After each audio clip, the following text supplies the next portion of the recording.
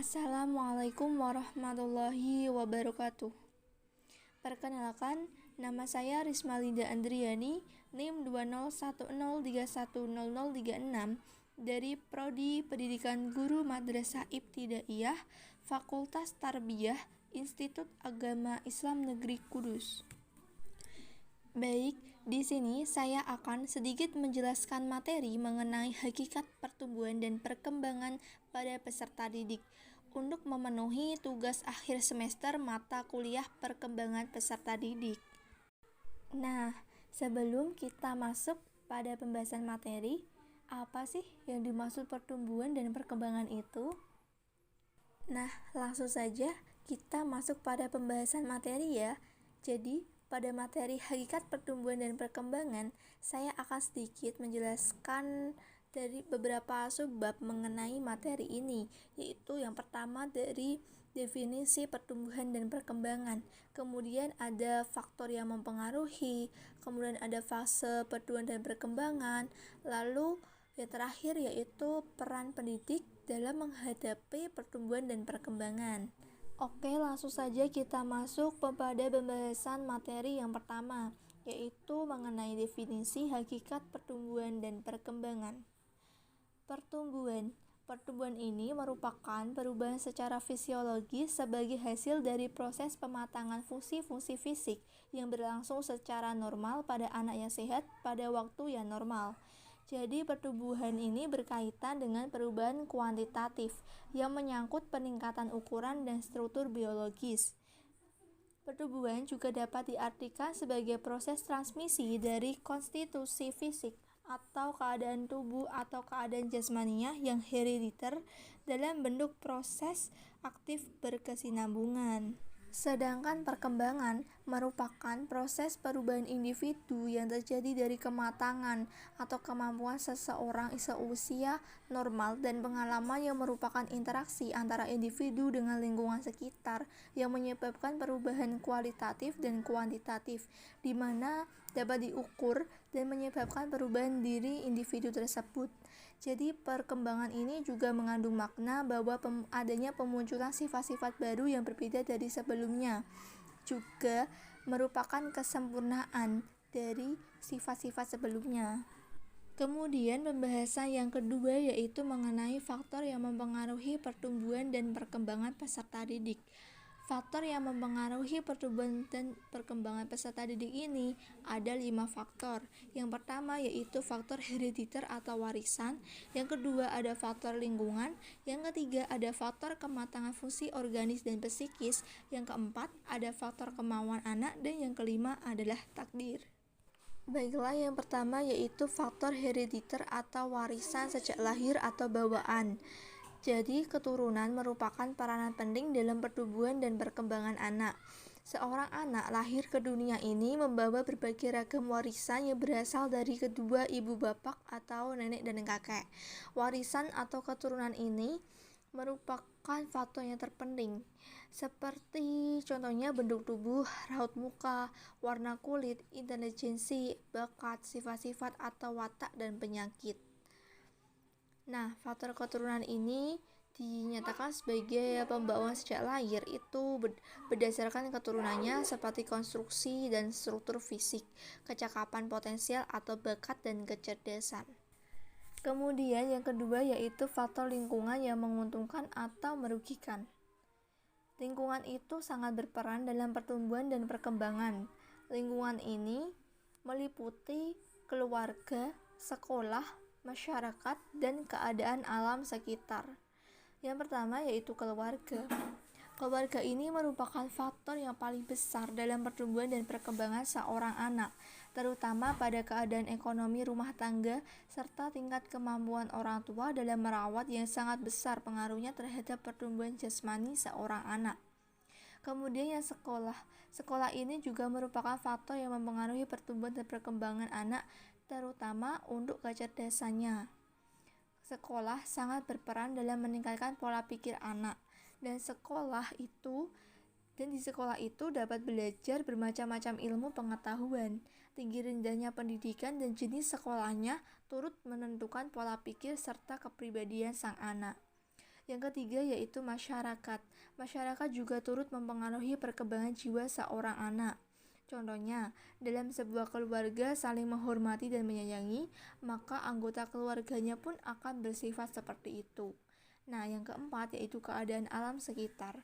Keadaan alam sekitar ini berbeda, akan berpengaruh terhadap perkembangan pola pikir atau kejiwaan dan tingkah laku seseorang. Seperti contoh, seseorang yang hidup di desa akan berbeda perilakunya dengan orang yang hidupnya di kota. Kemudian faktor yang ketiga yaitu kematangan fungsi-fungsi organis dan psikis.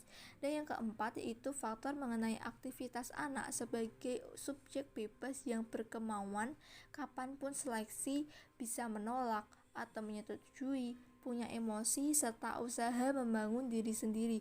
Dan yang kelima yaitu ketentuan Tuhan atau takdir ilahi. Kemudian pembahasan yang ketiga yaitu mengenai fase-fase perkembangan dan pertumbuhan. Perubahan pada perkembangan merupakan produk dari proses-proses biologis, kognitif, dan sosial. Proses-proses ini terjadi pada perkembangan manusia yang berlangsung pada keseluruhan siklus hidupnya.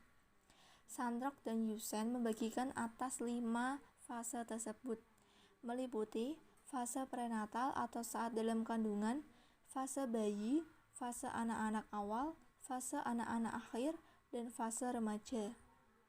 Perkiraan waktu ditentukan pada setiap fase untuk memperoleh gambaran waktu suatu fase itu dimulai dan berakhir.